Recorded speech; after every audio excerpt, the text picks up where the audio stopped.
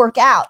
And what time are you available for meetings? Otherwise, you've got your productivity time and then, from 9 to noon and somebody wants to meet you at 10, it's going to derail all your productivity time.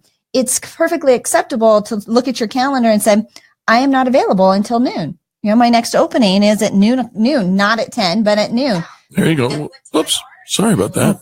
All right. So if you are using an electronic calendar, the Get It Done guy recommends that you back it up so that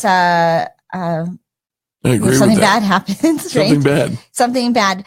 I remember, do you remember when you had a paper calendar and you left it somewhere, or maybe it fell in the bathtub or the pool, or it caught on fire? Or it accidentally found its way to the trash can.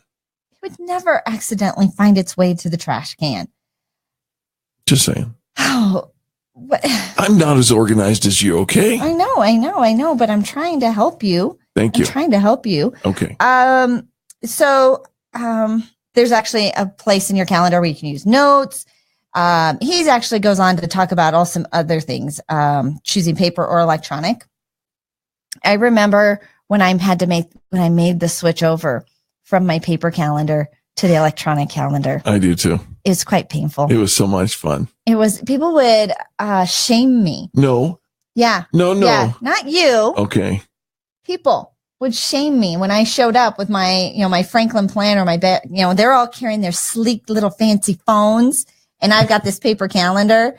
But what I discovered was the hardest part from going from paper to electronic was all the other things I did with my calendar besides the calendar. And so these days I don't need a calendar because I have made the total switch over to the electronic. Right. I have one master calendar. Yeah, do you remember when it was one calendar? I mean, we talked about it, right? The one master, right? Mm-hmm. Tip number 5 is use lots of calendars. Well, lots, but all on one. Digital makes it easy. Yes, right? Yes. Because, now we can keep all different categories together. So it's different calendars, but all under one master view where you can see it all at a glance. Yes. But if you're sharing calendars and you want to see your coworkers' schedules, you want to see, for us, we have one for the schedule of the radio. And so we all need access to different pieces of it. And by using that one centralized where it's all in one place, but color coordinated for the different things I think it's made my job easier when I can actually use it.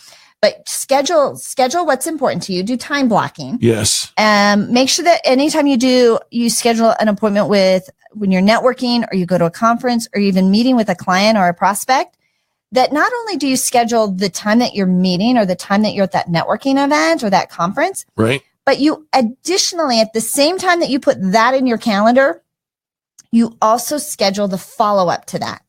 When are you going to follow up with those contacts? When are you going to follow up and send them the stuff you were going to send them? If you don't have the follow-up piece scheduled, right? Guess what doesn't happen? The follow-up.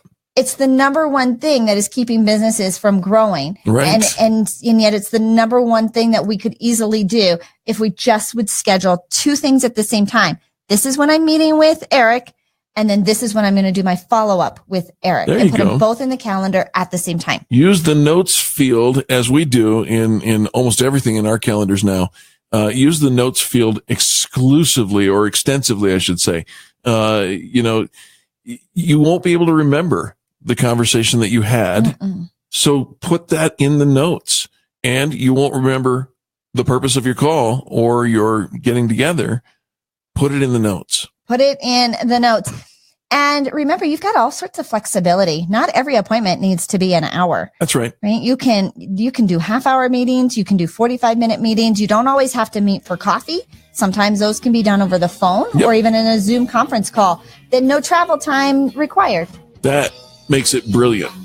All right, gang, we'll be back right after these messages. Thank you for tuning in. This is the Experience Pros Radio Network, home of positive business talk.